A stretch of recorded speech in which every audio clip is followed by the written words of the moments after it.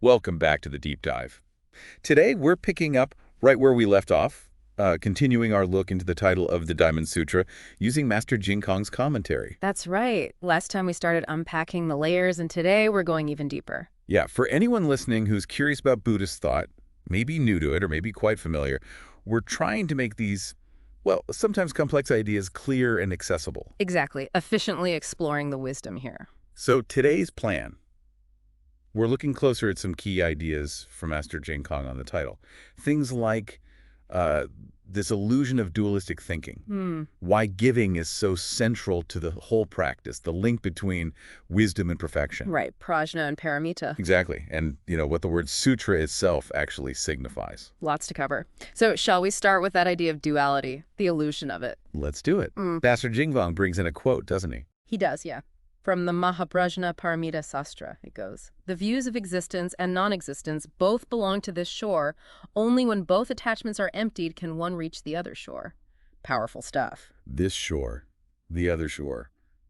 Sounds metaphorical. Yeah. What's the Mahaprajana Paramita Sastra first? Why quote that? Well, it's a huge, really important commentary on the Perfection of Wisdom Sutras. Focuses heavily on emptiness, sunyata, which is, fundamental to getting past duality. Okay. Master Jing Kong mentions how massive it originally was. Even the Chinese translation we have is pretty substantial. It's sort of a go-to text for understanding these concepts. Got it. So this shore, that's samsara, our everyday cycle of existence and suffering. Exactly. And the commentary says it's characterized by this dualistic thinking. What kind of dualistic thinking are we talking about? Well, the obvious ones: existence, non-existence, self, other, true, false, good, devil, but also things like big, small, long, short. The point Master Jing Kong makes is that these aren't inherent truths about reality. They're products of our own discriminating minds. Our consciousness creates these oppositions. So the way we naturally categorize the world, it actually limits us. That's the idea. This constant framing in terms of opposites stops us from seeing reality as it truly is, which is described as non-dual, a state where a single thought does not arise, there is no opposition. Wow. So this shore, samsara, is essentially built on these illusions, these false perceptions from our own minds. And liberation, reaching the other shore, means letting go of these pairs. Precisely. Letting go of the attachments to these views. That's what emptying both attachments means. Getting free from clinging to existence or non-existence, self or other. And when we do that, the mind becomes pure, clear. You transcend that whole structure of samsara that's built on, faulty perception. Okay, that makes sense. Then the commentary moves to the 6 perfections, right? And highlights giving, Dana. Why is giving singled out? It's interesting. Master Jing Kong basically says that all 6 perfections, which are the core bodhisattva practices, are, in essence, contained within giving. Or maybe better put, letting go. The word used is shi, which really means relinquishing. All 6. How does that work? I mean, discipline, wisdom, how are they giving? He breaks it down. There's material giving, sure, but also giving of dharma, the teachings, insight, and giving of fearlessness. Fearlessness. Yeah. So things like discipline, sila, and patience, shanti, are seen as forms of giving fearlessness. By practicing them, we reduce our own anxieties and avoid causing fear in others, right? Okay, I see that. And then diligence, virya, meditation, dhyana, and wisdom, prajna, are forms of giving dharma. They help ourselves and others understand the path to liberation. So it's way broader than just charity. Much broader. The emphasis is really on letting go, relinquishing attachment, shi feng xie. Yeah. And he ties this directly back to duality. Yes. Letting go of attachment to existence and non-existence, those primary dualities, and also letting go of the 4 forms of attachment from the sutra itself. Attachment to a self, to others, to beings, to a lifespan. The Atman, Pudgala, Sattva, Jiva concepts, those ideas of a fixed self and others. Exactly. Letting go of those deeply ingrained perceptions is key to getting beyond the 6 realms of samsara. And this letting go, it has to be total. Pretty much. Master Jing Kong says you have to keep letting go until there's nothing left to let go of shi da wu ke shi. You even have to let go of the idea of letting go, lenerin, shi ya feng xia. Wow. Even letting go of letting go. If you're still attached to the idea that you've let go of something, you're still caught, To really transcend the 3 realms, that final attachment has to dissolve too. That's a very high bar. Why is it so hard for us? Why do we cling? Well, the commentary puts it plainly. It's because we lack true insight. We lack wisdom. wu guanzao zhenji no true wisdom. Right. If we genuinely deeply understood the impermanent, illusory nature of everything, our bodies, our thoughts, the world letting go wouldn't be a struggle. It would just happen. Like waking up from a dream, you don't struggle to let go of the dream objects, do you? No, you just realize they weren't real. Exactly. So the difficulty comes from not seeing clearly. Which means recognizing what is real. Master Jing Kong brings up the constant true mind, Changzu Senshi, our fundamental nature. That's what we uncover when we let go of attachments to all the false stuff, body, mind, world. This seems like a good bridge to the next point. Wisdom, prajna, and perfection, Paramita. There's a distinction made based on the stage of practice. Yes, a subtle but important one. During the causal stage, Yinwei, that's the whole period of learning and practice before full Buddhahood, even for very advanced bodhisattvas. Okay. Prajna is talked about as perfected insight. Think of the Heart Sutra. Form is emptiness. Emptiness is form.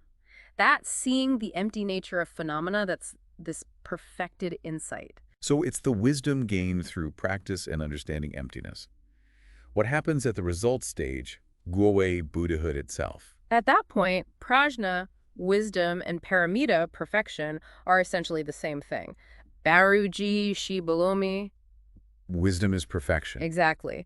When wisdom is fully perfected, ultimate, there's no separation. It's a non-dual reality, bubber or famen. They aren't two distinct things anymore. Non-duality, again. The commentary uses that famous story about Huideng, the sixth patriarch, right? With the banner. It does, yeah. Classic Zen story. Monks arguing, is the wind moving or is the banner moving? And Huineng says, it is not the wind that moves, nor the banner that moves. It is the mind of the benevolent one that moves. Cuts right through the duality. It's about perception. Precisely. It shows that the perceived duality arises from our own minds. Master Jing Kong uses this to illustrate the point. Huineng also taught, apparently, that dhyana meditation and nirvana are two dharmas. The Buddharma is the non-dual dharma. Again, pushing beyond these conceptual pairs. And this relates back to the Diamond Sutra itself, which famously says even the dharma, the teachings, should eventually be let go of. Exactly. Even dharma should be relinquished. How much more so non-dharma? The raft analogy. The raft analogy, yes. Use the teachings skillfully, but don't cling to them once you've reached the destination. Even the best map isn't the territory itself. Attachment, even to the path, becomes its own obstacle. Okay. Let's talk about the last part of the title then. Sutra, or Jing. The commentary says it's a general term. Right, a general term for teachings spoken by the Buddha. But Master Jing Kong unpacks 4 primary meanings packed into that single word. 4 meanings. First is guan, meaning thread, like threading beads together. It signifies the coherence, the logical structure, the consistency running through the teachings. So they're not just random sayings. Not at all. He mentions the detailed outlines, the keipan that commentators create, showing the intricate organization, even in massive texts like the Avatamsaka Sutra. Everything connects. Okay, thread. What's next? Second is ho shi, meaning to gather, to embrace, or even to attract. It points to the power of the sutras to capture and hold the mind, to draw you in. How so? Unlike, say, fleeting news or entertainment, these teachings have a kind of gravitational pull. They resonate deeply, you keep coming back, finding new layers. They gather your attention and hold it in a profound way. Right, I get that feeling of depth. Third is ho, cheng, meaning constant, eternal, unchanging. This emphasizes that the core principles in the sutras are timeless. Valid across time. Exactly, past, present, future.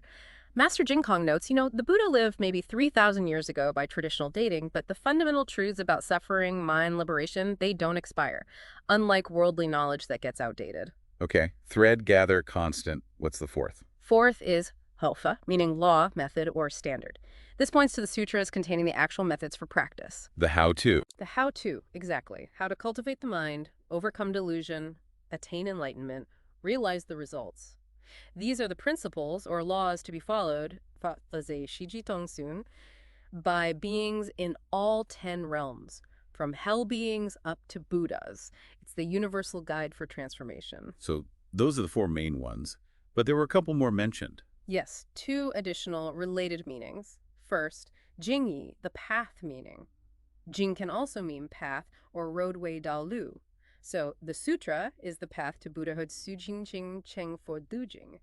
It guides you from being an ordinary person towards sagehood. The way forward. Precisely. And the second extra meaning is Jing Yi, the mirror meaning. Jing also sounds like the word for mirror, Jing Zi. A mirror. How? The sutra acts as a mirror for self-reflection. Master Jing Kong says you should read the sutras and use their principles as a standard Yi Jing Dian de Dao Li Wei Biao Zu, to examine your own mind, your thoughts, your actions. Yu Zi Ji de Ti Nong Nian Dui Zao. Compare yourself to the teachings. Yeah. Ask yourself, is my mind pure? Is it kind? Kingbu Kinjing Shamabu Shanyang.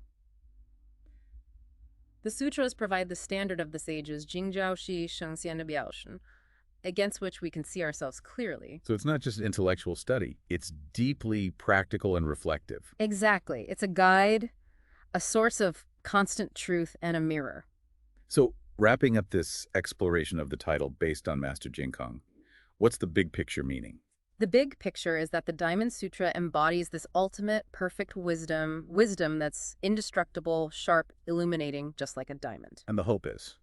The hope, as Master Jing Kong expresses it, is that by engaging with this sutra, by understanding its title and its teachings, we can awaken our own inherent diamond wisdom, our Zixing wisdom. Our true nature. Yes. And that awakening leads to a happier, more fulfilled life now, helps us transcend the cycle of rebirth, and ultimately progresses us towards Buddhahood itself. So quite a journey packed into just a few words of a title.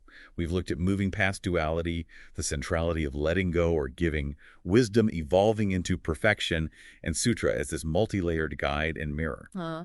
These are really rich insights from the commentary, offering, I think, valuable perspectives for anyone grappling with these big questions about reality and how to live. Definitely.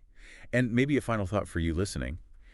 Which shore of dualistic thinking existence or non-existence, self or other, right or wrong, do you find yourself clinging to most often? And reflecting on this idea of she, of letting go, how might that principle, even in a small way, bring a bit more freedom or clarity into your own experience? Something to ponder. Good question to leave with. There's always more to explore in these teachings.